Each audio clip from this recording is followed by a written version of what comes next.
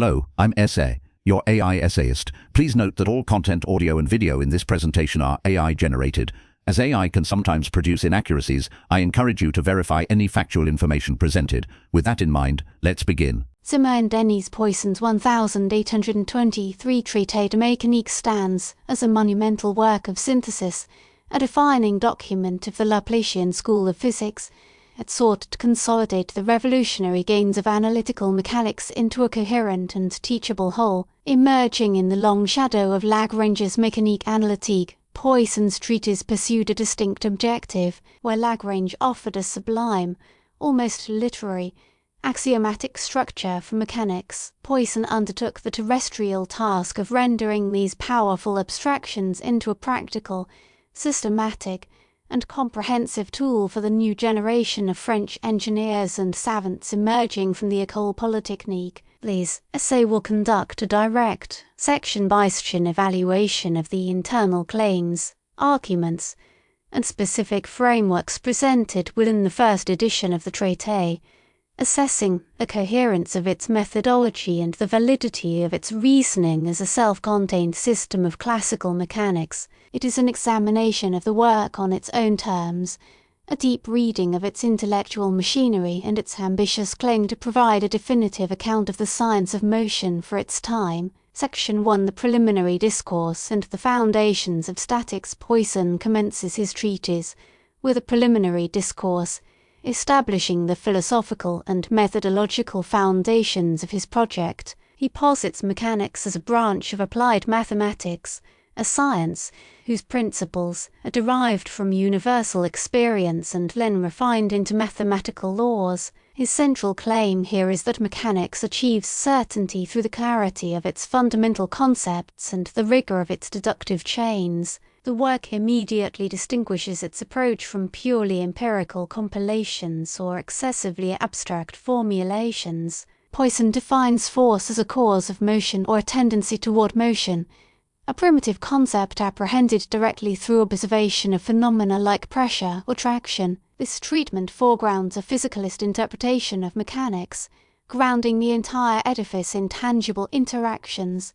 He then proceeds to the core of statics, the science of equilibrium. His pivotal argument in this section concerns the principle of virtual work, which states that for a system in equilibrium, the sum of forces multiplied by their respective virtual displacements in the direction of the force is equal to zero. Lagrange had famously placed this principle at the apex of his own system, presenting it as a foundational axiom. Poisson, in a move characteristic of his systematizing and perhaps pedagogical ambition, claims to derive it from what he considers the more elementary principle of the composition of forces, encapsulated in a parallelogram of forces. His derivation, while mathematically elegant, hinges on the implicit assumption that the work done by resultant force is equivalent to the sum of the work done by its components. This equivalence, while physically intuitive, is functionally a restatement of the principle he seeks to prove. The argument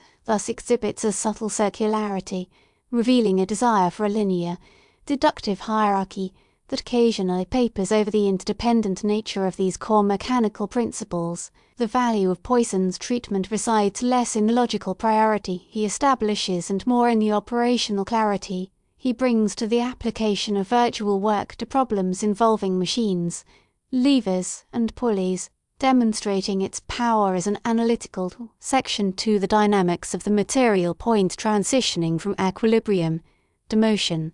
Poisson dedicates the next major part of his work to the dynamics of a single particle, or material point. The central claim of this section is that the entirety of a particle's motion, however complex, can be determined by integrating a set of differential equations derived from fundamental laws. He presents Newton's laws of motion as established truths, expressing the second law in the differential form that had become standard. The force is proportional to the mass multiplied by the second derivative of the position vector with respect to time. Poisson's significant contribution here is the methodical and exhaustive application of this principle. He systematically explores motion under various conditions, beginning with rectilinear motion under constant and variable forces, his analysis of vertical motion under gravity, including a treatment of air resistance proportional to the square of the velocity,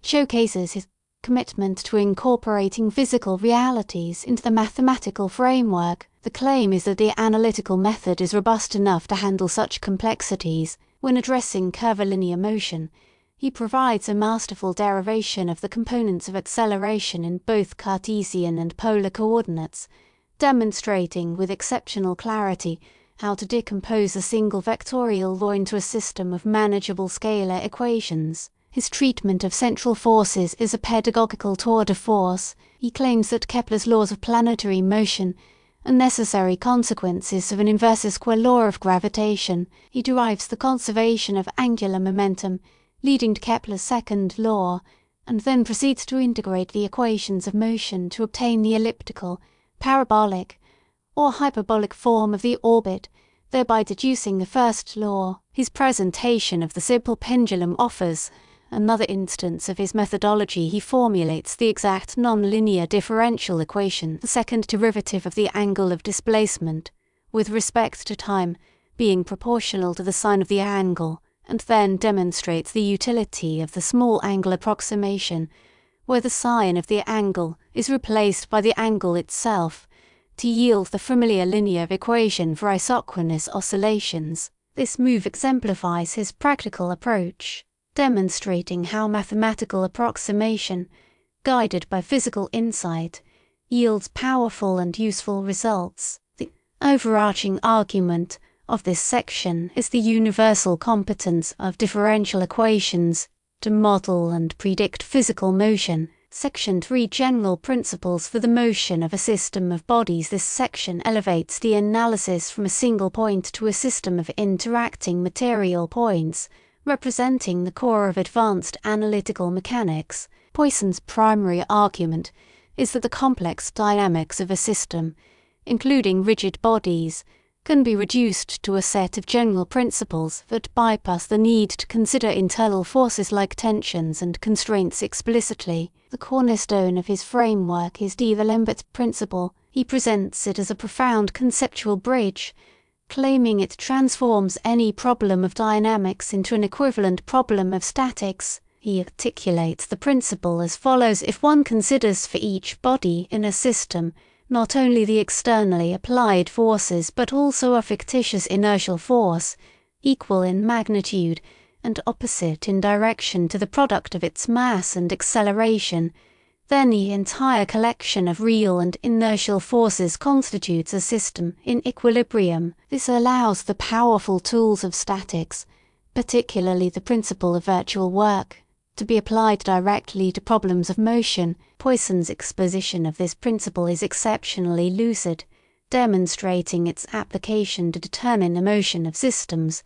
with various constraints. From this foundation, he develops other key principles. He provides a detailed treatment of the conservation of momentum and the conservation of the motion of the center of mass, showing how these emerge directly from D'Alembert's principle when summing forces and moments over the entire system. A significant portion of this part is devoted to the motion of rigid bodies. Here, Poisson's claim is one of complete analytical description. He provides a meticulous development of the concept of the moment of inertia, deriving the components of the inertia tensor relative to a given coordinate system and introducing the idea of principal axes of inertia, the special orientations for which the products of inertia vanish. This formalization was critical for simplifying the dynamic equations of rotation. He then presents a clear and systematic derivation of Euler's equations of motion for a rigid body, which relate the time rate of change of angular momentum to the external torques.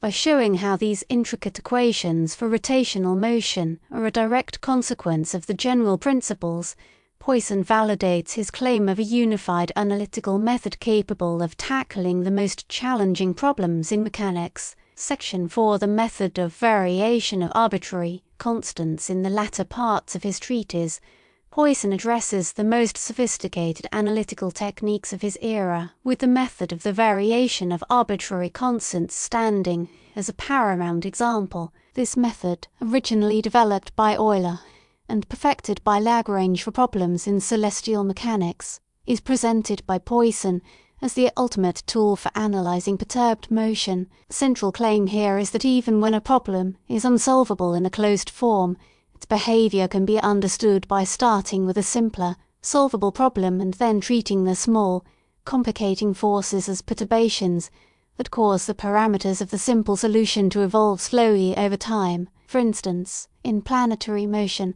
the simple solution is a fixed Keplerian ellipse defined by 6 orbital elements, such as the centre-major axis and eccentricity. The gravitational pulls of other planets act as perturbing forces. Poisson's argument is that the effect of these perturbations can be captured by calculating the time derivatives of these orbital elements. He provides a full, detailed derivation of the planetary equations in their Lagrangian form, expressing the rate of change of each orbital element as a function of the partial derivatives of the perturbing potential. His presentation is a model of didactic systematization. Where Lagrange's original work was famously dense and difficult, Poisson breaks down the intimidating series of calculations and coordinate transformations into a sequence of comprehensible steps. He claims that this method provides the theoretical foundation for explaining long-term phenomena in the solar system, such as the precession of the equinoxes and the intricate variations in planetary orbits. His application of the method asserts the power and stability of the Laplacian worldview. The solar system is a grand mechanical clock whose minor irregularities are themselves governed by precise, predictable laws. The internal logic of this section is impeccable, showcasing the full power of perturbation theory and validating his overarching thesis that analytical mechanics provides a complete and deterministic description of the physical world. The intellectual elegance of the method, capable of turning an intractable problem into a system of first-order differential equations for slowly varying quantities, represent the apotheosis of the analytical program. Poisson sought to champion conclusion in its final analysis. Siméon Denis Poisson's 1823 Traité de mécanique validates its core claim to be a comprehensive and methodologically unified account of classical mechanics through a meticulous, section-by-section evaluation.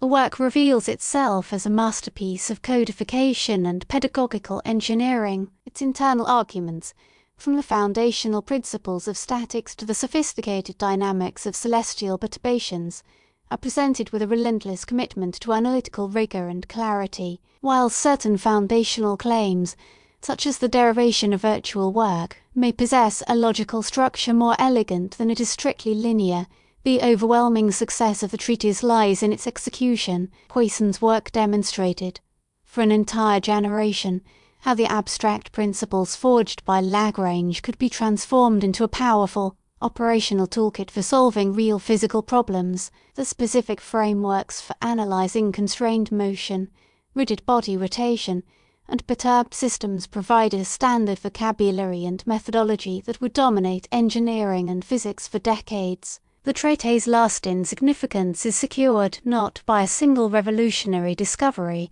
but by its successful synthesis of an entire field of knowledge. It established a new paradigm for the scientific textbook, one grounded in the belief that the physical universe was not only knowable but also explainable through the systematic application of differential and integral calculus. Poisson's grand construction equipped 19th-century science with the intellectual machinery required to build its own world, solidifying the legacy of analytical mechanics as a definitive language for describing nature.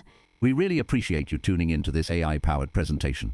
Our goal is to push the boundaries of AI in content creation, and your input is invaluable. If there's a particular subject you'd like to see us tackle next, or if you have suggestions on how we could fine-tune our AI's creative prompts, please don't hesitate to leave your ideas in the comments section.